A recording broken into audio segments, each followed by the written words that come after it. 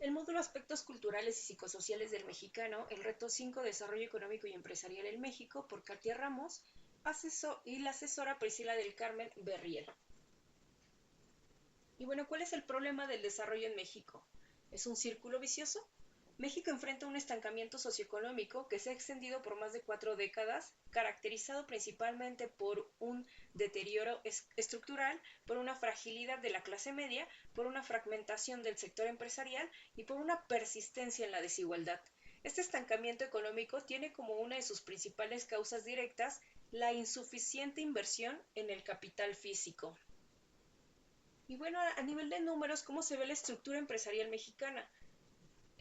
Tenemos datos comparativos del 2003 al 2008, en donde el total de empresas creció en estos 5 años en un 24%, las microempresas en un 1%, las pequeñas empresas en un 1%, las medianas empresas tuvieron una disminución del menos 1% y las grandes empresas se mantienen estables. Sin embargo, tenemos datos críticos donde el 95% de las empresas son microempresas, es decir, tienen menos de 10 empleados. El 5% únicamente son pequeñas, medianas o grandes empresas y el 97.5% de las nuevas empresas creadas entre el 2003 y el 2008 fueron microempresas y el 60.7% entre el 2003 y el 2008,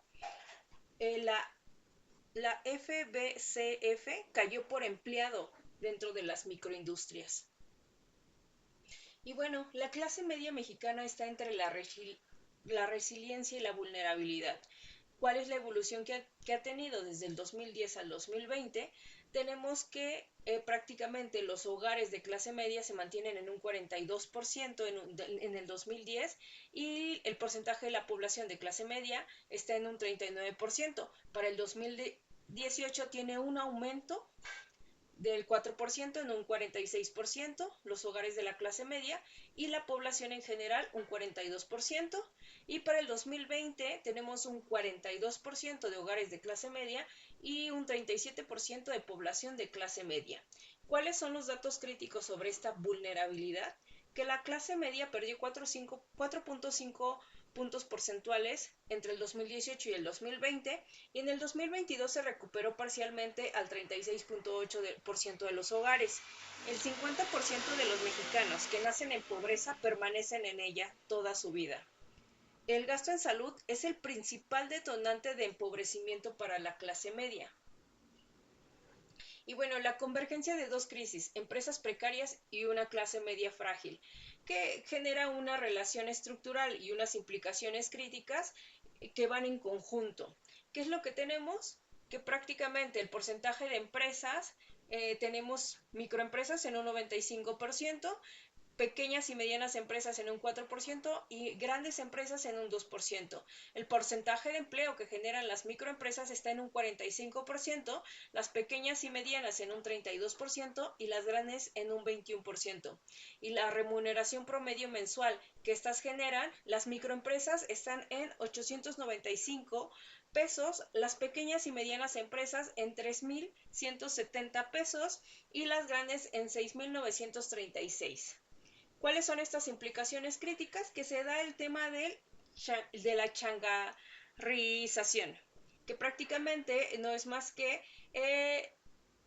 se encuentran las microempresas que tienen una muy baja productividad y la precarización laboral que se encuentra en un 54.9% de los empleos en comercio prácticamente no son remunerados. Existe una caída del poder adquisitivo en donde las remuneraciones reales cayeron un 25% entre el 2003 y el 2008. Prácticamente la década del 2000 al 2010 fue una tercera década perdida y la situación actual imposibilita un desarrollo significativo para el 2011 al 2020. Y bueno, ¿qué aportes teóricos tenemos sobre la teoría de las décadas perdidas, que prácticamente es un concepto de desarrollo económico, en donde según Núñez 2012, el desarrollo económico es el mejoramiento continuo de la estructura productiva de la economía, incluido el capital humano, pues es claro que el producto puede crecer sin que necesariamente se desarrolle la estructura productiva. Y dentro de eso tenemos elementos claves como son la relación capital-trabajo como determinante del desarrollo. Los países desarrollados tienen una alta creciente relación capital-trabajo y México muestra una disminución sostenida en esta relación. La changarrización como fenómeno estructural, que es un proceso de empobrecimiento de la estructura productiva y genera una expansión de microempresas de bajo valor agregado y una sustitución de empresas formales por el autoempleo. ¿Y cuáles son los aportes teóricos sobre la medición de la clase media? Aquí tenemos un debate metodológico, ingresos o gastos. En cuanto al tema de los ingresos, las ventajas son la comparabilidad internacional y sus limitaciones son la subdeclaración en encuestas que genera fluctuaciones coyunturales. En cuanto al tema de los gastos, refleja un ingreso permanente que evidencia la riqueza, sin embargo, como parte de las limitaciones es que existe menos estandarización internacionalmente. Sin embargo, la propuesta metodológica del INEGI tiene estas dimensiones de gasto para identificar a la clase media. Uno, el mantenimiento de activos físicos, como es la vivienda o los vehículos. El capital, que puede ser informacional, como educación, tecnología y telefonía. El capital, que puede ser relacional, socialización, regalos, eventos. Y también como capital simbólico, la presentación personal y el estatus. Algunos aportes conceptuales como el poder empresarial fragmentado, tenemos un nuevo paradigma de influencia del 2020 a 2025, donde la tradicional coordinado tiene como principal característica que es institucional y como mecanismo de influencia tenemos una presión legislativa y una comunicación mediática. En cuanto a empresarios de la 4T, sus características están alineados con el gobierno actual y existe como mecanismo de influencia la negociación directa de contratos de infraestructura. Y en cuanto a los globalistas, tenemos una integración con Estados Unidos y tenemos como mecanismos de influencia lobbies binacionales y una diplomacia corporativa. Y identificamos 4 mecanismos de influencia. Uno, el poder de veto en el Congreso, que viene a ser la modificación de reformas legislativas. 2, la inversión como instrumento político, que existe un condicionamiento de nearshoring. Y el control de la agenda de seguridad, en donde está alineado a los índices de violencia y gobernanza privada. Y el cogobierno en política laboral, que no es más que la participación en mecanismos del TEMEC.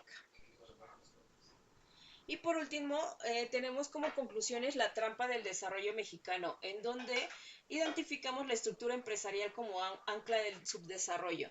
El 95% de las microempresas tienen baja productividad, baja inversión y bajos salarios, un deterioro continuo de la relación capital-trabajo entre el 2003 y 2008, la changarrización como proceso estructural no coyuntural, y la FBCF por empleado en microempresas es 20 veces menor que en medianas. La clase media como espacio de vulnerabilidad por la alta volatilidad, como la representatividad de los 4.5 puntos porcentuales perdidos en la población entre el 2018 y 2020, la dependencia del ingreso laboral como único activo patrimonial, la salud y crisis familiares como principal factor de empobrecimiento y la persistencia de la informalidad como límite de la acumulación de patrimonio. Tenemos las conclusiones de la interconexión entre la empresa y la clase media.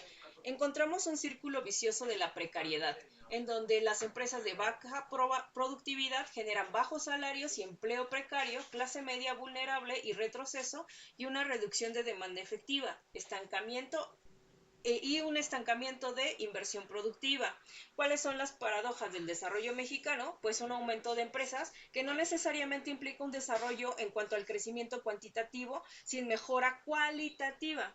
También existe una recuperación de clase media, que pospandemia no significa estabilidad, ya que genera únicamente un rebote frágil, y la influencia empresarial, que está fragmentada y limitada a la construcción de acuerdos nacionales. Y por último, tenemos la dimensión política como factor, como piedra angular para esta interconexión, en donde el avance político y en particular el desarrollo de una democracia efectiva constituye un requisito indispensable para iniciar un desarrollo económico y social sólido y duradero. Núñez 2012. Y por último tenemos las conclusiones de desafíos para la próxima década. A nivel económico tenemos transformar empresas, pasar del 95% de microempresas a un tejido productivo equilibrado, incrementar la inversión en capital físico, fortalecer a las pymes como columna vertebral del desarrollo. A nivel social tenemos ampliar la cobertura de seguridad social universal para proteger a la clase media, reducir la informalidad como condición para la estabilidad del ingreso, invertir en capital humano, educación y salud como base de la movilidad social. Y a nivel político, reconstruir el diálogo, reconstruir el diálogo entre los diferentes bloques empresariales, consolidar instituciones que garanticen el Estado de Derecho y generar acuerdos nacionales que trasciendan los ciclos sexenales. Y por último, tenemos que la actual puede ser todavía una década ganada en la medida que se comience a sentar las bases para emprender un desarrollo sólido y duradero, lo cual depende en gran medida de la evolución política del país.